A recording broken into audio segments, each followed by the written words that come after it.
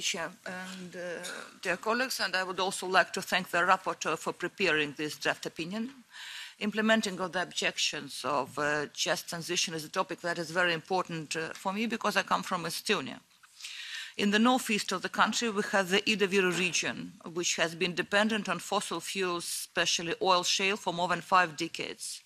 To get an idea of the scale, the region produced so much oil shale that Estonia was the second largest emitter of CO2 per capita in the European Union in 2018, before we decided to curb our use of oil shale.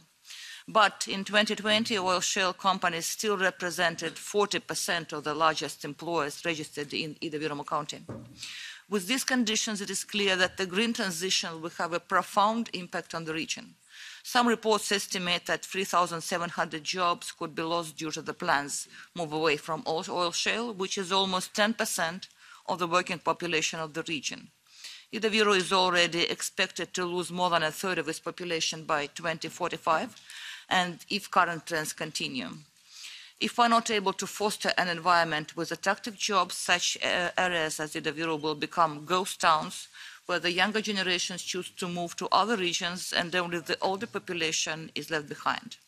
In order to have a successful just transition, one that truly leaves no one behind, as we always talk here in Brussels, we need to understand all the complexities of these regions that are so dependent on fossil fuels. It is very easy to talk here about retaining and upskilling of people that lose their jobs when these fossil fuel plants are closing, but actually ensuring that we are able to provide viable paths for the future means that we will have to listen to the communities involved and give them the ability to steer the development of their regional economies.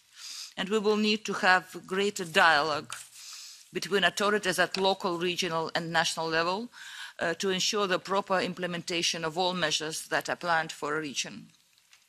As we try to foster new models for these regional economies, we must not focus only on the economic impact of the transition, but also on the social impact. The losses are mostly likely to affect people with lower income, and this represents a risk of the social cohesion of the regions. And we must not forget, for many people, their jobs is much more than just bringing food on the table. Their job can be part of their identity, or it might be something that their parents and grandparents did and feels like it was passed to them across generations. The change to another job will require plenty of support in order to create these meaningful relations with their communities. We also need to make sure that we pay attention to specific conditions of carbon-dependent regions. An example of this is the geographical disadvantages for islands or utmost regions, remote regions. An aspect that probably sets Ida Viru apart from other similar regions in Europe is that the population is mostly made of Russian speakers and the region is on Russian border. All the measures that are proposed for the just transition plan of this region have to keep this in mind.